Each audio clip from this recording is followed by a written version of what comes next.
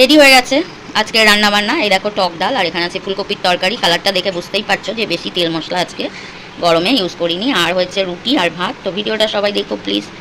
রান্না করব মসুর ডাল। এই দেখো ভালো করে ধুয়ে নিয়েছি, এবার বসিয়ে দিচ্ছি এটা সিদ্ধ। আম ডাল রান্না করব, দিয়ে দিলাম জল। এবার গ্যাসটাকে জ্বালিয়ে দিচ্ছি। ডালটা সিদ্ধ হবে ততক্ষণ আমি এদিকে একটা তরকারি করে নেব। তো কড়াই দিয়ে দিচ্ছি অল্প সরষের তেল। আজকে করব ফুলকপি আর আলুর তরকারি। তেল গরম হয়ে গেছে, ফুলকপি আলু আমি একটু ভাপিয়ে নিয়েছি। এবার তাকে ভেজে নিচ্ছি। ফুলকপি আলু যতক্ষণ ভাজা হবে আমি একটা মশলা তৈরি করে নেব। মশলা নিয়েছি আদা, রসুন, পেঁয়াজ, জিরে আর অল্প লঙ্কা। গরমে খুব বেশি মশলা দেবো না। তো দেখো ফুলকপি আলু বেশ ভাজা হয়ে গেছে, আমি গ্যাসটা কম করে মশলাটা তৈরি করে নেব। তো দিয়ে দিচ্ছি অল্প নুন, হলুদ, আর দেবো এই মশলাটা। আর দিয়ে দিচ্ছি সব মশলাটা। তো দেখো মশলাটা ভালো করে একটু কষিয়ে নেব।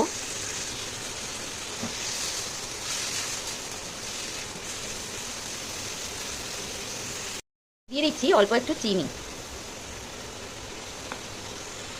তো দেখো অল্প অল্প জল দিয়ে আর মশলাটা একটু কষিয়ে নেব, না হলে তলায় লেগে যেতে পারে।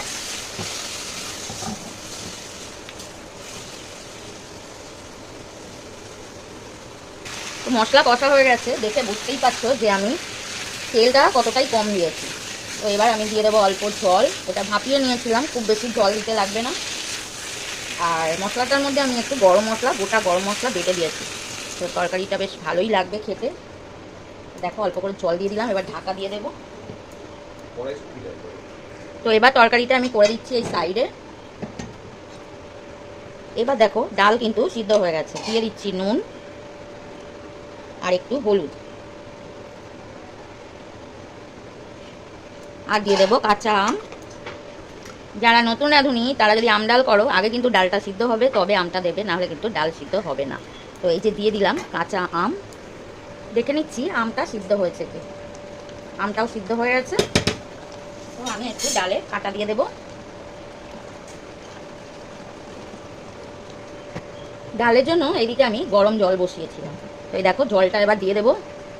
দিয়ে দিচ্ছি অল্প গরম জল, আর দেবো চিনি, অল্প একটু চিনি। টক ডালে না দিলে কিন্তু টক ডাল ভালো লাগবে না।